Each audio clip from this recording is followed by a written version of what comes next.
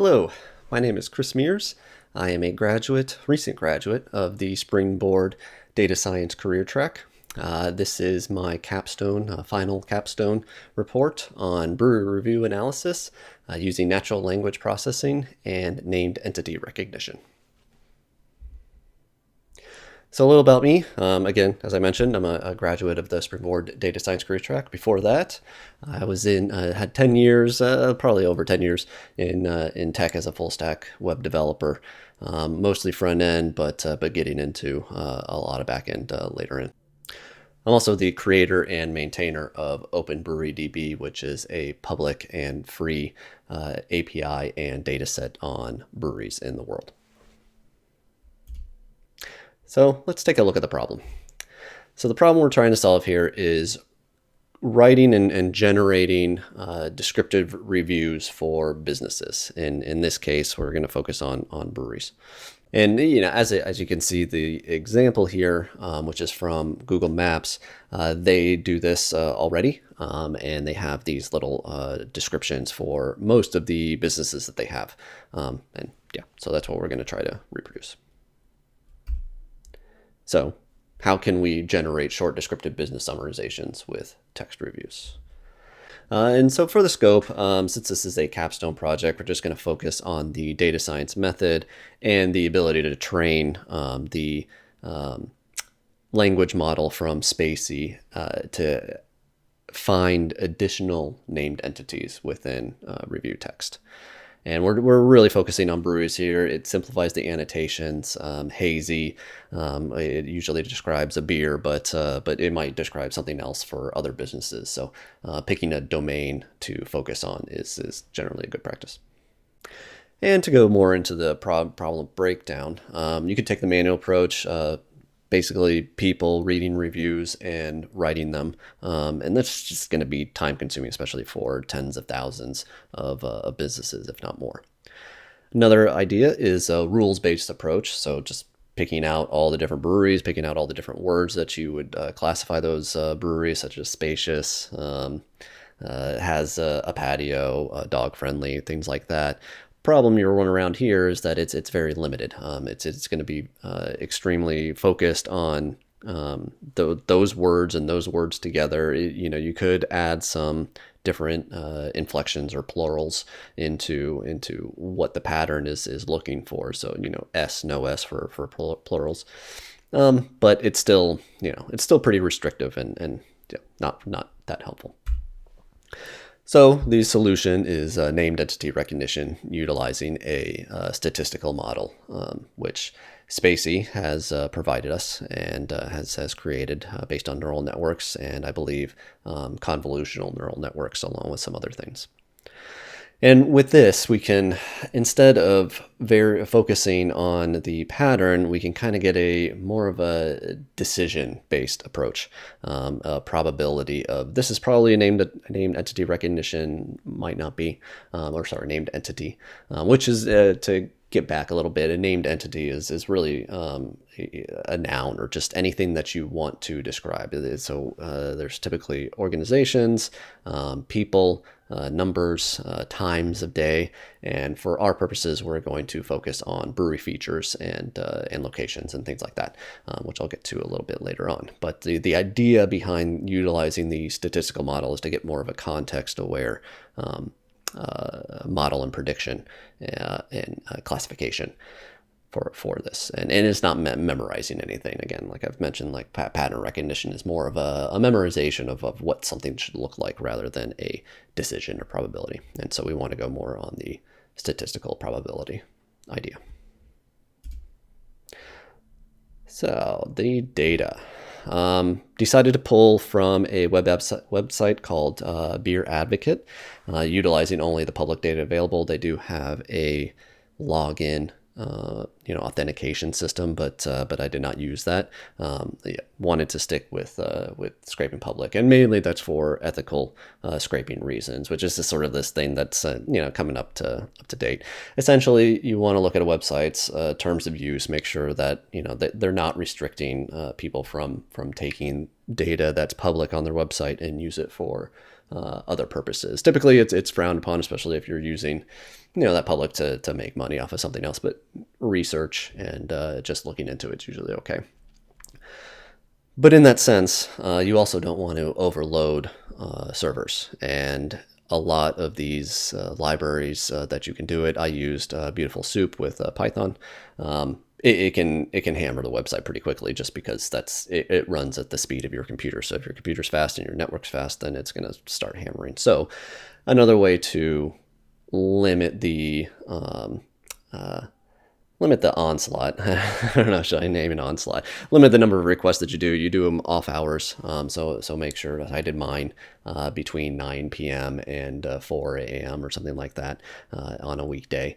Typically because, for most websites, in a website that's based in Pacific time or depending on the location, and I think Beer Advocate is located on the Pacific coast, or at least their servers are, it's a good time for them to, or for me to, get a bunch of data, doing it that way. But again, to limit the amount of hammering or doing on a server, number of requests at a time that you're requesting, you can put a time delay on it. And so I put about a second between each request. Additionally, I updated the header for the user agent so that if a administrator for the websites, notices a bunch of scraping and they don't like it or upset about it, or it's preventing their users from accessing the website.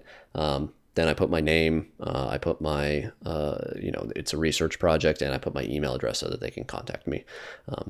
That way, if I was causing an issue, they could email me and be like, hey, stop, this is a pain, which I could do. And then finally, non-greedy, which just means I took only the data that I was going to actually use. Yeah. And in the end, we got 86 cities, about almost 5,000 breweries, and 45,000 reviews, which is pretty good. And I only used a fraction of those reviews. It was just good to get all of them, and then, I might release this publicly available, assuming it's okay. All right, so now we can look at some of the data. With natural language processing projects, there's not a whole lot of exploratory data analysis you can do other than word art, but it is still pretty interesting to look at all the different words and descriptions people used. I first took out all the stop words, so like words that are going to be very prominent within these types of things, these types of reviews and text. And then, what we're left with is some pretty interesting and noticeable descriptions for breweries, like friendly, atmosphere, place, selection is a big one that I see a lot. A place has a wide selection is a feature that I see often, and you go outside and patio, and I see good beer and things like that. So it's more of a foresight as far as what we'll find when we really look into some things. But, if we were to kind of take some information, I pulled some, the number of reviews. And so here we have the top 5 cities for reviews. The only interesting one, I think, is Los Angeles. Not that it isn't a big brewery town, but it's among the 5, it's kind of the least brewery town.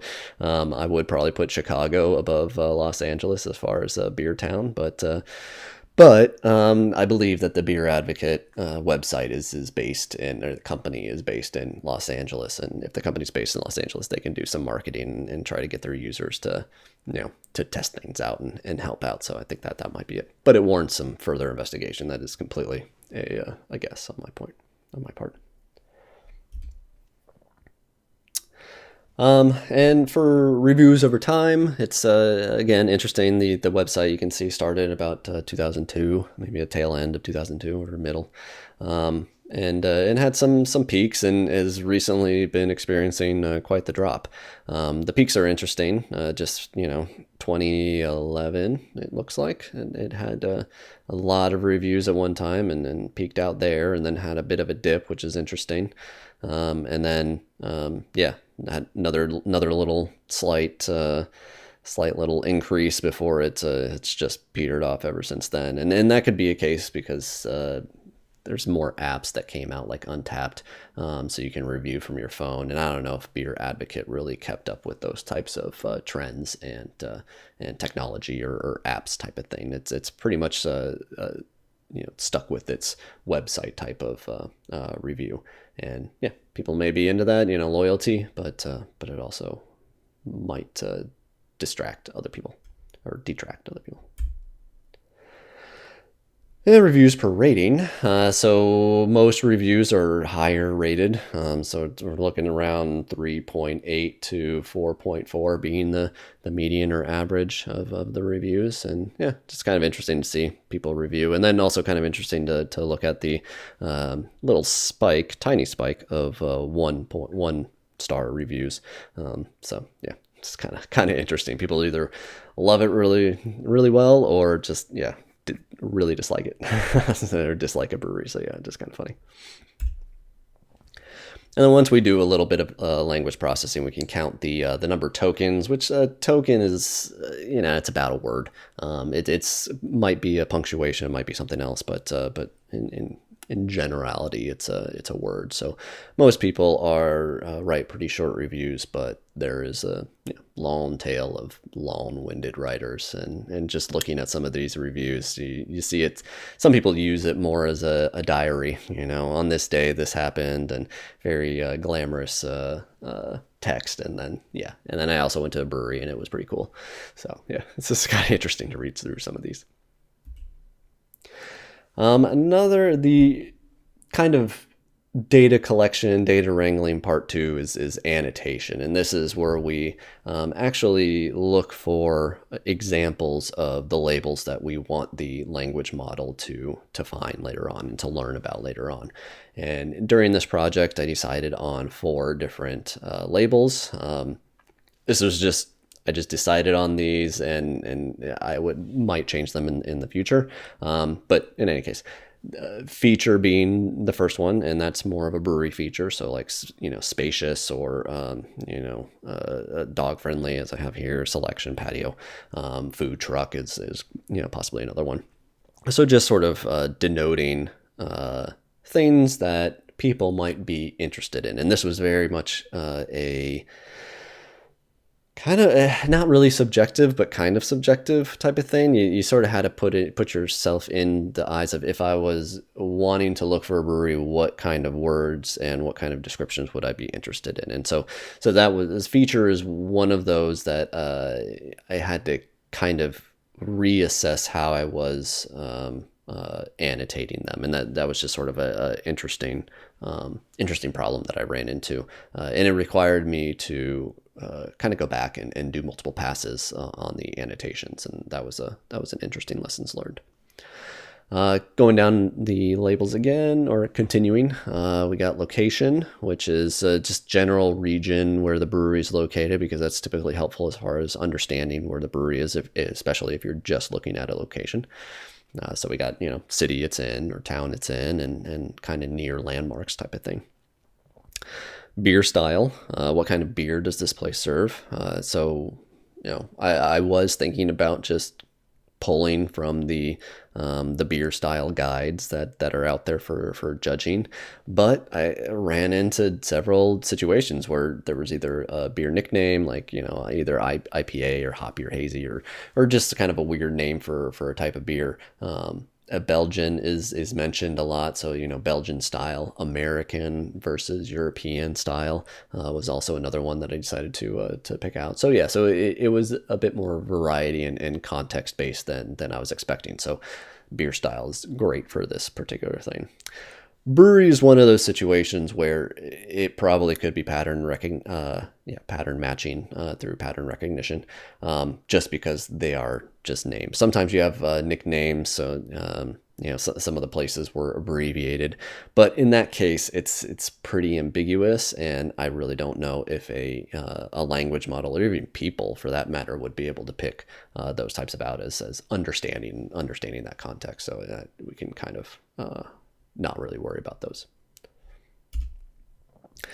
To do these annotations, in order for the language model to understand them, you need to have an example of the word, have the label, and then the span of characters that that label incorporates. So between, if it's at the beginning, so like solid selection in this example, it's from 1 to whatever, however many characters solid selection is. I'm not going to count it right now, but 1 to that, just so that the language can look at and be like, oh, okay, this is an example of that, and this can be an example of that.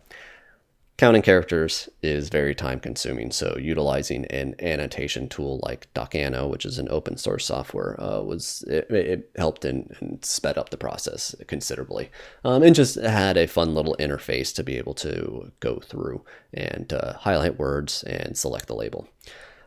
It was only me during this particular annotation session, but I can definitely see myself adding other users and also annotation approvers to go and double check what people have annotated and make sure that it's accurate and what we're looking for as far as the model goes. So it was a cool experience to kind of set this up and also set up users and different roles to test things out. I can see using Mechanical Turk or just another type of community in order to help me out in the future. Like the OpenBrewDB community might be willing to help out in the future. So now we get to model training and tuning. During the annotation, I ended up only getting about 200 annotation samples. It was about, I got about 20 annotations in 25 minutes. So it was a time consuming process. And so I just sort of wanted to see, how well it would do with what I had. And 200, it got me some pretty good results, and we'll go over those soon. The main thing I needed to do in order to get Spacey to recognize the annotations was a lot of conversion. So to get Docano from JSON-L, and JSON-L is a JSON object, 1 per line, and so each annotation was per line. And so to get that from Docano's version of JSON-L into a standard named entity recognition style JSON-L just required a little bit of reorganizing the JSON, so it wasn't that bad. And then Spacey had a utility to take it from that NER JSON-L to Spacey's recognized JSON, which is a lot more verbose. It's a lot bigger. The files are probably double or triple the size, just because of all of the Spacey just splits everything up into little pieces that it can pull in for data. So that's great. In between the NER JSON-L and then the Spacey JSON, I did a randomization and a train test split. I decided on 80-20%, just seemed good. That would probably be another lesson learned, to try other train test splits to see whether or not it had too much of a difference. And I've also heard recent research that says that the train test split with NLP projects is actually not necessarily recommended. So that's something else that I might look into. And then finally, we decided to use transfer learning for this, which just means, have a pre-built model and kind of train on top of that. It's already trained, but, once you remember these other things or learn about these other things. And so that's what we use. So there are 2 models that I used, one small, one medium. I think the small model was about 30 megabytes, and the medium one is it's in the hundreds of megabytes, if not gigabytes. So there is a pretty decent difference as far as the size of the model. And now we're at the evaluation. So what are we looking for as far as evaluation? We have the loss that should keep decreasing. We have the precision, which is how valid are the results that we're getting, and that should continue to increase. The recall is how complete, how did it find all of the named entities within the review text, and that again should increase. And then finally, the F score is kind of the mean, the average of both the precision and the recall, and that's a score that I think Spacey uses most as far as the evaluation of their models, but it's always helpful to look at precision and recall. In this case, I think I am more interested in increasing precision, because I want the information to be correct. I don't necessarily need. I mean, it's nice if I get all of the examples, which is what recall would measure. But I'm more interested in them being correct. I don't want it to pick a word that I don't want. Because then that might mess up the sentence generation down the line. And then if we look at the models, I started out with a blank model, so that doesn't have any pre-training associated with it, and it does okay. It's the words per second is very fast because it's not doing anything else as far as the precision goes, and yeah, and as far as the time the time is kind of time in order to process a particular review. So a particular paragraph of text or a couple sentences of text. And, so very quick for a blank model, and then it slows down for the small and medium models.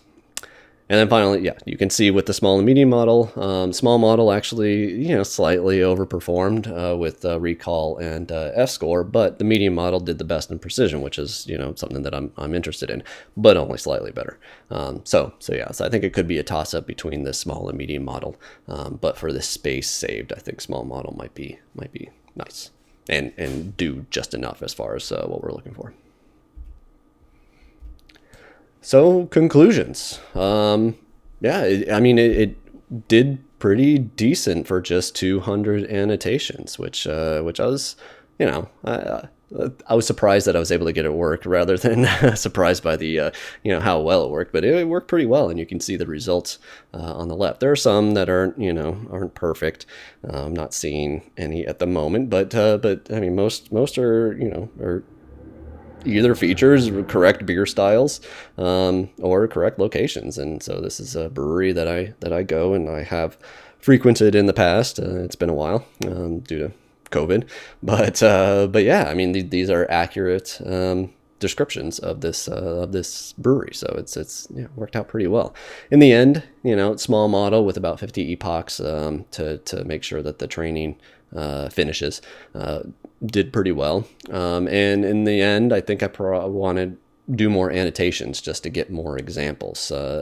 What I noticed when I was doing annotations before, you'd get kind of the same examples, and maybe even some of the same breweries or the same locations, and just getting more annotations generalizes and expands the knowledge and learned knowledge of the model itself, as far as different brewery names, different brewery styles, beer styles, and then different locations as well. So that would be good. And annotations, the more correct and accurate they are, the better I found the training to be and the results to be. I had gone through and just did one pass of 100 and trained it, and it was awful. Like it couldn't figure out anything. And then I went back through those annotations and corrected them. They were kind of all over the place as far as consistency goes, like 3 words or 2 words more than what I would normally have picked. It was just sort of spanning. It was very uncoordinated. So one of the big things is coming up with a good set of guidelines as far as what you should annotate, how those annotations should work. So a lot of examples. So if you are getting other people to annotate, they understand what you're looking for. So that was a great lessons learned for that. And then finally, this project isn't really complete. The second part of it, I want to build a context-free grammar or utilize Markov chains in order to generate sentences from these words. A big thing that I'll need to work out is obtaining the parts of speech from these named entities. Utilizing the pre-trained model and doing the transfer learning helps out quite a bit. And it will even help tag those parts of speech so that we can create more of a script using context-free grammar, say, adjective, a feature adjective, and then a noun adjective, and then it features a beer style. So, spacious brewery and tap room featuring hazy IPAs would be a interesting way to generate those. And depending on how many words and same words you get, so if it mentions San Diego several times and that's a location, and that, is mentioned more times than anything else, then that's probably the location of the brewery, and let's use that as our location. So that's it. Thank you very much for watching this and paying attention, and I really appreciate it. If you need to get a hold of me, here's my information, and yeah, thank you very much.